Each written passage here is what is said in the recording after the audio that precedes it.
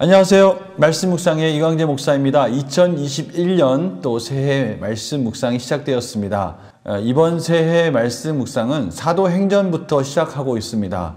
사도행전 하면 우리 신약의 역사서를 할 수 있는데요.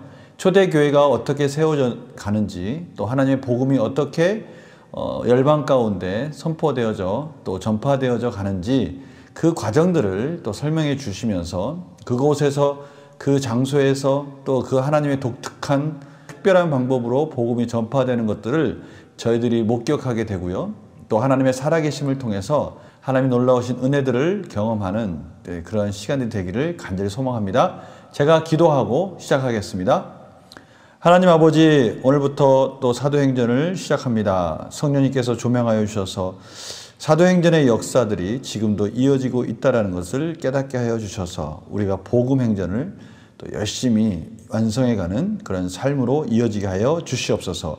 감사드리며 예수님의 이름으로 기도드립니다. 아멘. 1장 1절부터 11절까지 봉독해 드리도록 하겠습니다. 데오빌로여, 내가 먼저 쓴 글에는 무릇 예수께서 행하시며 가르치시기를 시작하신부터 그가 택하신 사도들에게 성령으로 명하시고 승천하신 날까지의 일을 기록하였노라. 그가 고난받으신 후에 또한 그들에게 확실한 많은 증거로 친히 살아계심을 나타내사 40일 동안 그들에게 보이시며 하나님 나라의 일을 말씀하시니라. 사도와 함께 모이사 그들에게 분부하여 이르시되 예루살렘을 떠나지 말고 내게서 들은 바 아버지께서 약속하신 것을 기다리라. 요한은 물로 세례를 베풀었으나 너희는 몇 날이 못되어 성령으로 세례를 받으리라 하셨느니라. 그들이 모였을 때 예수께 여쭈어 이르되 주께서 이스라엘 나라를 회복하심이 이때니까 하니 이르시되 때와 시기는 아버지께서 자기의 권한에 두셨으니 너희가 알 바 아니요 오직 성령이 너희에게 마시면 너희가 권능을 받고 예루살렘과 온 유대와 사마리아와 땅끝까지 이르러 내 증인이 되리라 하시니라. 이 말씀을 마치시고 그들이 보는 데 올려져 가시니 구름이 그를 가리어 보이지 않게 하더라. 올라가실 때 제자들이 자세히 하늘을 쳐다보고 있는데 흰 옷 입은 두 사람이 그들 곁에 서서 이르되 갈릴리 사람들아 어찌하여 서서 하늘을 쳐다보느냐. 너희 가운데서 하늘로 올려지신 이 예수는 하늘로 가심을 본 그대로 오시리라 하였느니라. 아멘. 예수님께서 고난 가운데 십자가에 죽으시고 다시 살아나셔서 40일 동안 제자들에게 보이셨다라고 말씀하십니다.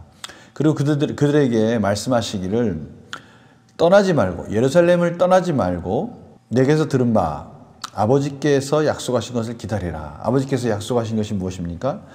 예수님께서 하늘나라로 올라가시면 성령님을 주의 영인 성령님을 보내주시겠다라고 말씀하셨습니다. 그 성령님을 기다리라는 것이죠. 요한은 물로 세례를 베풀었다. 죄사함의 은혜를 물로 세례를 줌으로써 확인하였으나 이제는 성령을 통해서 하나님이 그것을 확증해 주시겠다. 성령으로 세례를 받으리라 하셨느니라. 성령으로 세례를 주신다라는 말씀을 통해서 예루살렘이 이제 드디어 회복되는 겁니까? 이 정치적인 부분에 대해서 계속 집착하고 있는 그 제자들의 모습을 볼 수가 있습니다. 예수님께서 말씀하신 것은 정치적인 회복이 아니죠. 이 제사함을 통해서 하나님 나라가 완성돼 간다라는 것을 말씀하시기 위한 것인데 그때 이르시되 때와 시기는 아버지께서 자기의 권한에 두셨으니 너희가 알 바 아니요. 너희들은 그 때 시기 예루살렘이 회복되든 무엇이 회복되든 간에 성령님을 통해서 이루어진 그 때에 대해서는 너희가 관심을 가질 필요는 없다. 그 때와 시기는 하나님만이 아신다. 분명한 것은 8절입니다. 오직 성령이 너희에게 임하시면 너희가 권능을 받고 예루살렘과 온 유대와 사마리아 땅끝까지 이르러 내 증인이 되리라 하시니라. 예루살렘의 회복을 말씀하시는 것이 아니라 예수님의 증인이 된다라는 것을 말씀하시는 것이죠. 예수님께서 하신 말씀들을 이제는 이해하게 되고 깨닫게 됨으로 말미암아 예수님께서 왜 이 세상에 오셨는지를 바로 알게 되고 죄사함의 은혜를 비로소 이해하게 되고 그 은혜로 말미암아 그들이 이제는 무엇을 해야 할지를 알게 되고 그 복음을 온 땅에 전하는 자로서 하나님께 쓰임받게 된다라고 말씀하시는 것이죠. 이 말씀을 하시고 예수님께서 승천하실 때 제자들이 하늘을 바라봅니다. 예수님께서 제자들에게 말씀하실 때 그 장면 기억나십니까? 아버지께로 간다, 아버지께로 가야 한다라는 말씀을 하시면서 그들을 떠날 것을 말씀하실 때 제자들은 몹시 슬퍼하고 당황스러워했습니다. 예수님과 헤어진다는 말씀, 예수님을 통해서 이제는 이스라엘의 회복을 그들이 소망하고 그들이 예수님과 함께 멋있는 정치적 성공을 기대하고 있었는데 예수님이 떠나신다는 말씀을 듣고 제자들은 몹시 슬퍼하였죠. 그때 예수님께서 말씀하셨습니다. 내가 떠나가야 이제 성령이 오시게 되고 성령을 통해서 또 하나의 놀라운 일들이 이루어질 것을 말씀하시는 것이죠. 오늘 10절 말씀이 바로 그 말씀과 동일한 말씀입니다. 10절 11절입니다.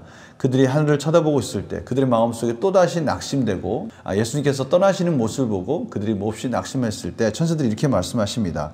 이르되 갈릴리 사람들아 어찌하여 서서 하늘을 쳐다보느냐 너희 가운데서 하늘로 올려지신 이 예수는 하늘로 가심을 본 그대로 오시리라 하였느니라. 다시 오신다라고 말씀을 하고 계십니다. 이러한 말씀을 통해서 예수님께서 이제 제자들을 통해서 사도행전의 역사를 이루어가실 것을 준비하시고 성령님을 통해서 그것을 완성하실 것이라는 것을 우리들이 기대하는 것으로서 오늘 말씀 묵상은 마무리되고 있습니다. 문제를 한번 풀어볼까요? 부활하신 예수님께서 제자들에게 분부하신 것은 무엇입니까? 예루살렘을 떠나지 말고 내게서 들은 바 아버지께서 약속하신 것을 기다리라. 예루살렘을 떠나지 말고 아버지께서 약속하신 것을 기다려야 된다라고 말씀하신 것이죠. 저는 이 말씀을 보면서 이것이 신앙인의 정체성이 아닌가라고 생각을 해보았습니다. 하나님의 백성들은 하나님이 약속하신 말씀을 붙들고 그 말씀이 이루어질 때까지 기다려야 되는 것이죠. 이것이 신앙인들의 소명이고 또 사명이기도 합니다.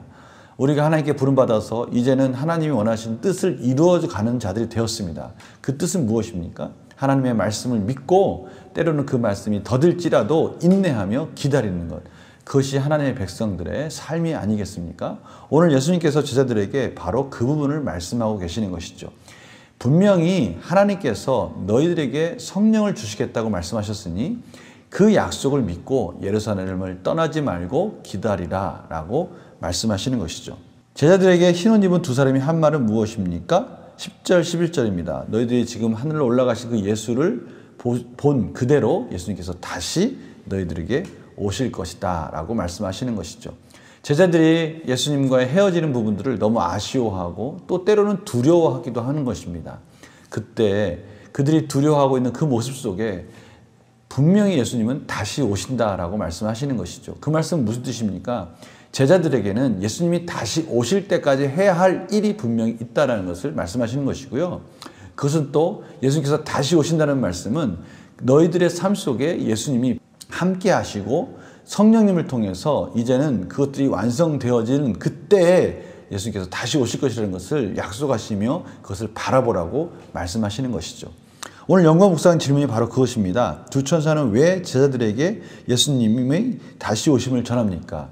다시 오신다는 그 말 속에는 마치 10달란트 비유와 같이 달란트를 종들에게 맡겼다면 그 종들에게 맡긴 달란트를 정산할 날이 있다라는 것이죠. 주인이 다시 오셔서 그 정산하실 날이 있다는 것을 말하고 있는 거 아닙니까? 예수님께서 다시 오신다 이 말은 우리들이 해야 할 일이 있다는 것이죠. 다시 오실 때까지 우리들이 완성할 하나님의 예수 그리스도의 그 사명이 있다는 겁니다. 예수님이 완성하시지 못했던 그 복음의 역사들을 이제는 그의 제자들 통해서 완성하실 것이다 라는 것을 말씀해 주신 것이고요. 두려워하지 말라 그 말을 하신 것이죠. 예수님께서 다시 오실 때까지 너희들은 열심히 하나님이 너희를 통해서 일하실 것이다 라는 것을 지금 말씀하시는 것입니다. 느낀 점 볼까요? 성령님을 사모하며 예수님이 다시 오심을 기대하라는 말씀에서 무엇을 느낍니까?